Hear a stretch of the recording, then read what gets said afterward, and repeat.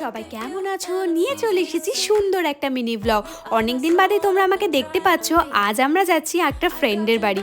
সেখানে আছে আমাদের ওয়ান ডিশ পার্টি। আমাদের মোটামুটি সব বন্ধু বান্ধবরাই চলে এসেছে আর আমাদের পার্টিও স্টার্ট হয়ে গেছে। চলো তোমাদের সবার সাথে পরিচয় করিয়ে দিই। যে পকোড়া ভাজছে তার নাম শিল্পা, আর এই যে যার বাড়িতে এই উদ্যোগটা নেওয়া হয়েছে সেটা হচ্ছে মনিকা। আমার মেয়ে আর উদ্রেশ ওর ফ্রেন্ড দুজনে একসাথে খেলছে। আর আমরা প্রথমে পকোড়া আর চা দিয়ে স্টার্ট করেছি। পকোড়াটা ভীষণ ভালো হয়েছিল, মনিকা বানিয়েছিল।